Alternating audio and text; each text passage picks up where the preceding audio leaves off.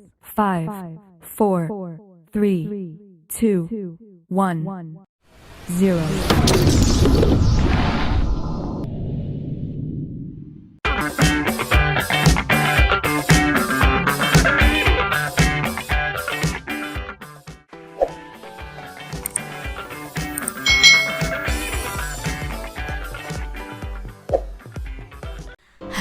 Hai, selamat datang di channel YouTube Kak Citra. Apa kabar adik-adik semuanya? Kak Citra berharap kalian dalam keadaan yang baik, sehat, dan siap untuk belajar ya. Hari ini kita akan belajar bersama-sama di mata pelajaran tematik kelas 5. Kita belajar di tema 7, peristiwa dalam kehidupan, subtema 2, peristiwa kebangsaan seputar proklamasi kemerdekaan, pembelajaran yang ketiga. Mari adik-adik, kita belajar dengan penuh semangat. Adik-adik, seluruh rakyat Indonesia menyambut dengan sukacita proklamasi kemerdekaan. Nah, peristiwa-peristiwa heroik pun terjadi di berbagai daerah. Pembacaan teks proklamasi ini memicu semangat pejuang-pejuang bangsa untuk mengusir penjajah. Dalam peristiwa pembacaan proklamasi kemerdekaan Indonesia, ada dua tokoh penting yang mewakili seluruh rakyat Indonesia, yaitu Insinyur Soekarno dan Dr. Andes Muhammad Hatta. Kedua tokoh tersebut dikenal sebagai proklamator adik-adik. Jadi proklamator itu yang melakukan proklamasi. Nah, yang memproklamasikan adalah Insinyur Soekarno dan Muhammad Hatta. Proklamator. Insinyur Soekarno merupakan presiden pertama Republik Indonesia dan pahlawan proklamator. Beliau ini menjadi presiden RI sejak tahun 1945 sampai dengan 1967. Insinyur Soekarno dikenal pandai berpidato dan menguasai beberapa bahasa asing sehingga dijuluki sebagai singa podium. Insinyur Soekarno ini lahir di Surabaya, Jawa Timur pada tanggal 6 Juni 1901. Jenjang pendidikannya dimulai dari Indice School atau IS di Tulung Agung. Setelah lulus, Soekarno ini melanjutkan pendidikannya di Europe East Legend School ELS Mojokerto, Jawa Timur, lalu ke Hogeneberger School di Surabaya dan Teknik Hoger School ya THS. Nah, sekarang menjadi Institut Teknologi Bandung di Bandung, Jawa Barat dan memperoleh gelar insinyur. Dr. Andes Muhammad Hatta adalah wakil presiden pertama Republik Indonesia dari tahun 1945 sampai 1957 dan mendapat julukan juga sebagai Bapak Koperasi Indonesia. Beliau ini juga sangat berperan dalam upaya memperoleh pengakuan dari pemerintah Belanda terhadap kedaulatan Republik Indonesia. Muhammad Hatta itu lahir di Bukit Tinggi, Sumatera Barat pada tanggal 12 Agustus tahun 1902. Jenjang pendidikannya itu di ELS juga di Bukit Tinggi, lalu di MULO ya, MULO ya. Ini cara membacanya nih pakai bahasa Belanda ya adik-adik ya, di Padang dan Hendels Middelsbeer School di Jakarta. Pada tanggal 17 Agustus 1945, Insinyur Soekarno dan Muhammad Hatta ini beserta para tokoh lainnya memproklamasikan kemerdekaan Indonesia. Insinyur Soekarno membacakan teks proklamasi kemerdekaan dan Muhammad Hatta ini sebagai pendampingnya. Bahkan dalam teks proklamasi tercantum nama dan tanda tangan mereka berdua atas nama bangsa Indonesia. Oleh karena itulah Insinyur Soekarno dan Muhammad Hatta ini diberi gelar sebagai pahlawan proklamator pada tahun 1986. Adik-adik, di sini ada peta pemikiran tentang Insinyur Soekarno ya. Siapakah nama tokoh berikut namanya adalah Insinyur Soekarno. Kapan dan di manakah beliau dilahirkan? Beliau itu dilahirkan di Surabaya, Jawa Timur pada tanggal 6 Juni 1901. Bagaimanakah riwayat pendidikannya? Nah, riwayat pendidikannya itu berasal dari pendidikan Indie School atau IS di Tulungagung. Setelah itu melanjutkan pendidikannya di ELS di Mojokerto, Jawa Timur, lalu ke HBS di Surabaya dan ke THS ya di Bandung, Jawa Barat dan memperoleh gelar insinyur. Julukan apa yang diberikan kepadanya? Mengapa dijuluki seperti ini? Nah, julukannya adalah Singapodium karena beliau itu pandai berpidato dan menguasai beberapa bahasa asing. Apa yang sudah diperjuangkan bagi bangsa dan negara Indonesia ini? Nah, beliau ini sudah memperjuangkan kemerdekaan bangsa Indonesia. Beliau sudah membacakan teks proklamasi kemerdekaan bangsa Indonesia dan didampingi oleh Muhammad Hatta. Ini tadi ya adik-adik ya peta pemikiran tentang Insinyur Soekarno. Lalu berikutnya ini tentang Muhammad Hatta. Siapakah nama tokoh berikut? Ya, ini adalah Dr. Andes Muhammad Hatta. Kapan dan di manakah beliau dilahirkan? Beliau itu lahir pada tanggal 12 Agustus 1902 di Bukit Tinggi, Sumatera Barat. Bagaimanakah riwayat pendidikannya? Beliau itu bersekolah awalnya di ELS di Bukit Tinggi. Lalu dia melanjutkan di MULO di Padang dan HMS di Jakarta. Nah, apa julukan yang diberikan kepadanya? Beliau ini mendapat julukan Bapak Koperasi Indonesia. Mengapa dapat julukan seperti itu? Karena perhatian beliau yang sangat dalam terhadap penderitaan rakyat kecil mendukungnya untuk mempelopori gerakan koperasi yang pada prinsipnya itu bertujuan memperbaiki nasib dari golongan miskin dan kelompok ekonomi lemah. Apa saja yang sudah diperjuangkan bagi bangsa dan negara Indonesia? Nah, ini Muhammad Hatta ini bersama Insinyur Soekarno dan para tokoh lainnya itu memproklamasikan kemerdekaan. Beliau ini juga berperan dalam upaya memperoleh pengakuan dari pemerintahan Belanda terhadap kedaulatan Indonesia. Pembacaan teks proklamasi ini disambut dengan penuh sukacita oleh seluruh rakyat di berbagai penjuru daerah. Nah, peristiwa pembacaan proklamasi ini memberikan semangat untuk melakukan perlawanan mengusir penjajah di berbagai daerah. Jadi adik-adik, saat proklamasi itu Indonesia belum bebas dari penjajahan.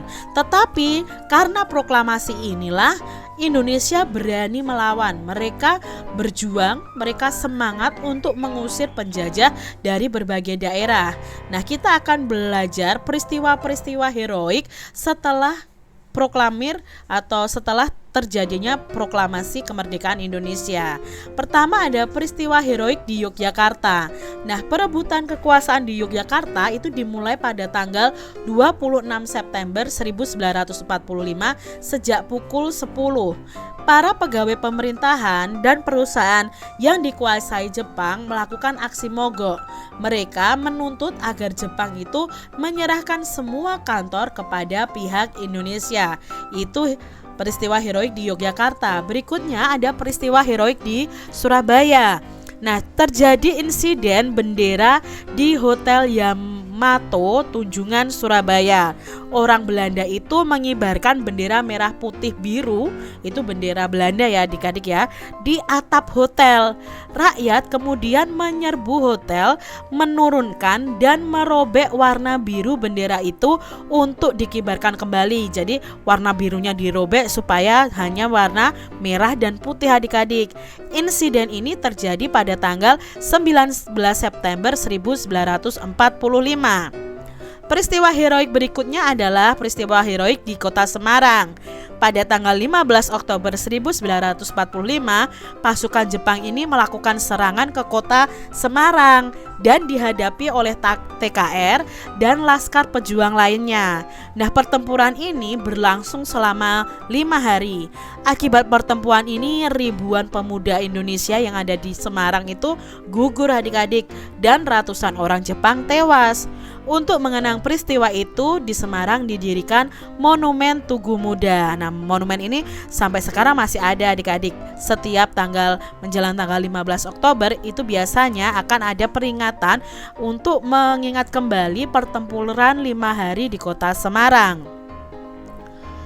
Peristiwa heroik di Aceh. Nah, pada tanggal 6 Oktober 1945, para pemuda dari tokoh masyarakat membentuk Angkatan Pemuda Indonesia atau API. Nah, anggota API ini kemudian merebut dan mengambil alih kantor-kantor pemerintahan. Di tempat-tempat yang telah mereka rebut, para pemuda ini mengibarkan bendera merah putih dan berhasil melucuti senjata tentara Jepang. Peristiwa heroik berikutnya di Pulau Bali adik-adik. Pada bulan Agustus 1945, pemuda Bali ini membentuk organisasi Angkatan Muda Indonesia atau AMI dan Pemuda Republik Indonesia atau PRI. Nah, upaya perundingan untuk menegakkan kedaulatan RI telah mereka upayakan, tetapi pihak Jepang selalu menghambat. Lalu pada tanggal 13 Desember 1945, para pemuda ini merebut kekuasaan dari Jepang secara serentak, tapi belum berhasil karena persenjataan Jepang masih kuat. Peristiwa heroik berikutnya adalah di Sumbawa. Nah, di sana itu terjadi bentrokan fisik antara pemuda dan penjajah Jepang adik-adik. Terjadi di kota Gempe, Sape, dan Raba. Lalu ada peristiwa heroik di Kalimantan. Nah, rakyat Kalimantan juga berusaha menegakkan kemerdekaan dengan cara mengibarkan bendera merah putih, memakai lencana merah putih dan mengadakan rapat-rapat. Namun, kegiatan ini dilarang oleh sekutu yang sudah ada di Kalimantan. Rakyat tidak menghiraukan larangan sekutu, sehingga pada tanggal 14 November 1945 di Balikpapan, tepatnya di depan markas sekutu, berkumpul lebih kurang 8.000 orang dengan membawa bendera merah putih. Keren ya adik-adik ya, 8.000 orang membawa bendera merah putih mengepung markas sekutu. Lalu peristiwa heroik berikutnya adalah di kota Palembang. Nah, adanya upaya pengibaran bendera merah putih pada tanggal 8 Oktober 1945 yang dipimpin oleh Aka Gani ya, ini ya. Pada kesempatan itu diumumkan bahwa Sumatera Selatan berada di bawah kekuasaan Republik Indonesia. Nah, upaya penegakan kedaulatan di Sumatera Selatan tidak memerlukan kekerasan karena Jepangnya berusaha menghindari pertempuran. Lalu berikutnya ada peristiwa heroik di kota Makassar. Nah, Gubernur Sam Ratulangi ini menyusun pemerintahan pada tanggal 19 Agustus 1945. Sementara itu, para pemudanya bergerak untuk merebut gedung-gedung penting seperti stasiun radio dan tangsi polisi. Itu tadi adik-adik ya, peristiwa heroik yang terjadi setelah pembacaan proklamasi kemerdekaan Republik Indonesia. Adik-adik, bagaimanakah reaksi rakyat Indonesia menyambut proklamasi kemerdekaan? Nah, reaksi mereka itu dengan adanya muncul tindakan heroik untuk mendukung proklamasi dan berusaha untuk menegakkan kedaulatan itu terjadi di berbagai daerah.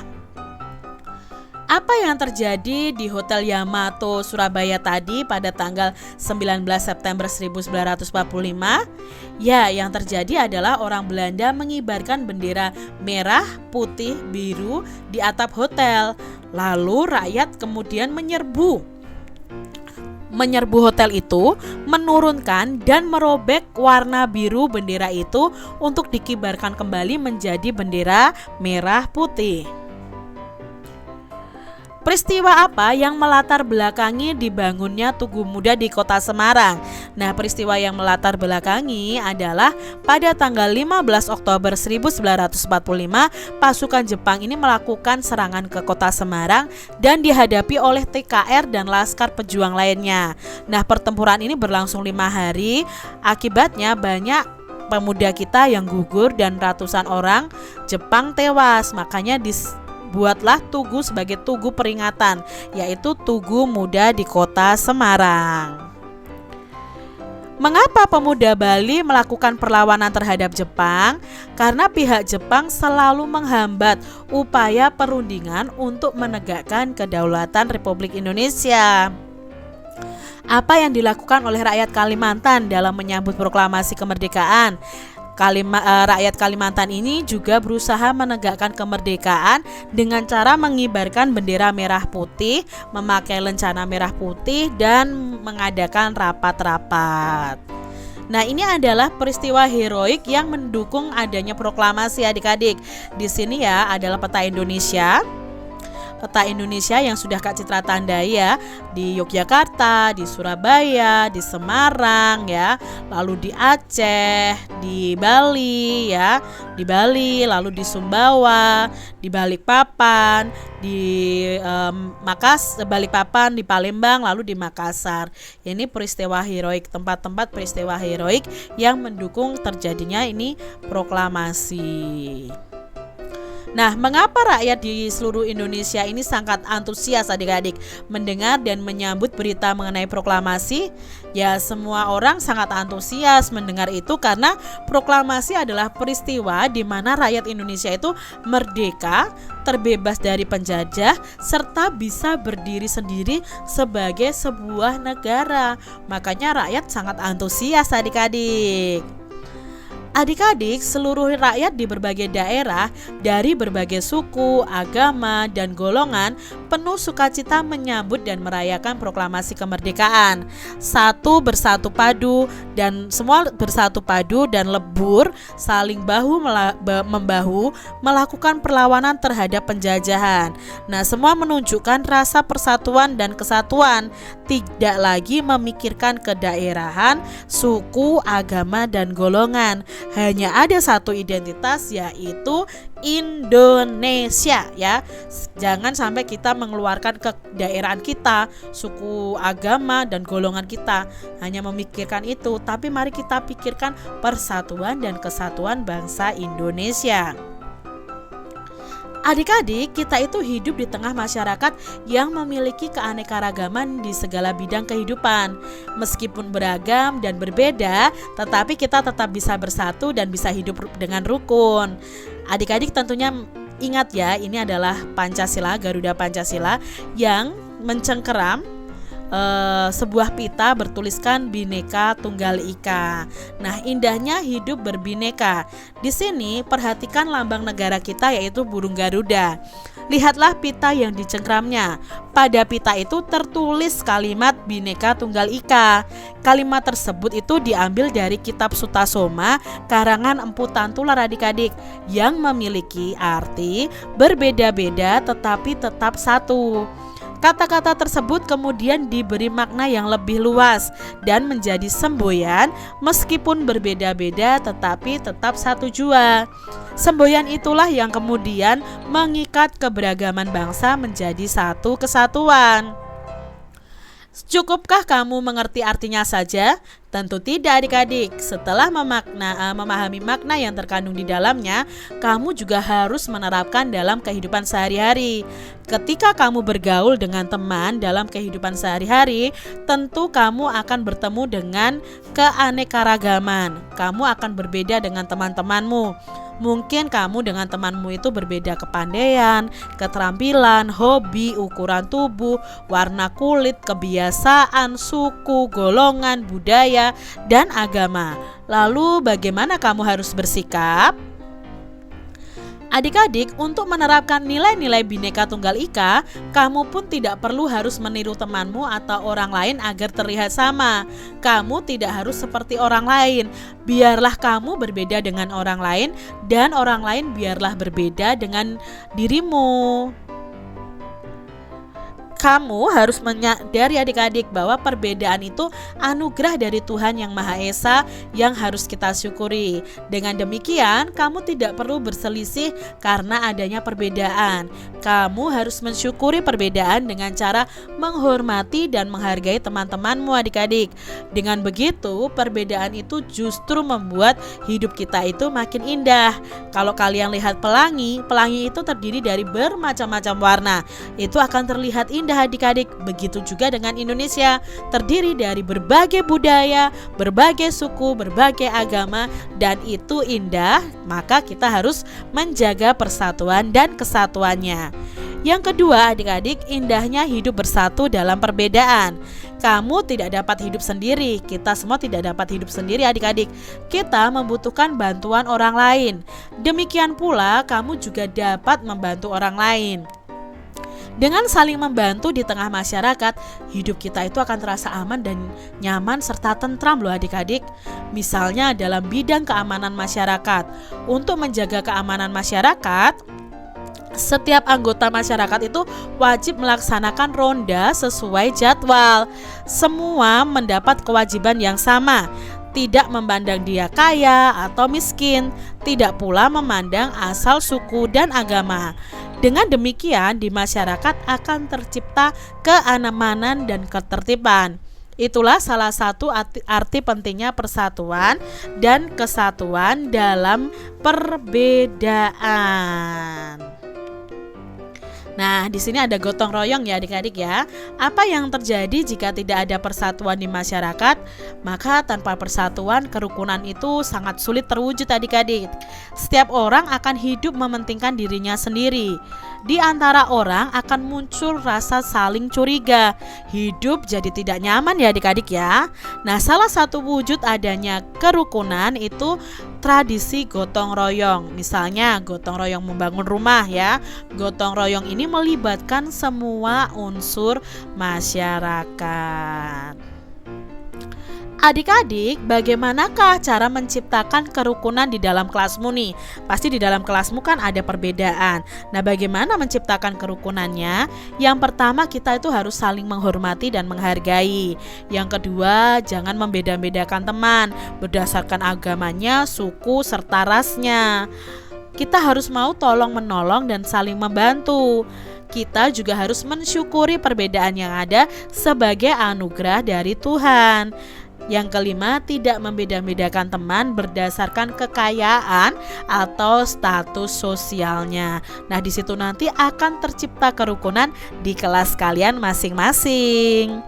Demikian tadi adik-adik pembahasan kita di tema 7, subtema 2 pembelajaran yang ketiga. Semoga video pembelajaran ini bermanfaat untuk adik-adik semuanya. Dan sampai jumpa lagi di video pembelajaran Kak Citra selanjutnya. Tuhan memberkati. Jangan lupa tekan tombol subscribe, lalu tekan loncengnya, tekan juga tombol like, lalu share ke media sosial kalian. Jangan lupa untuk ikuti media sosial Kak Citra. Terima kasih.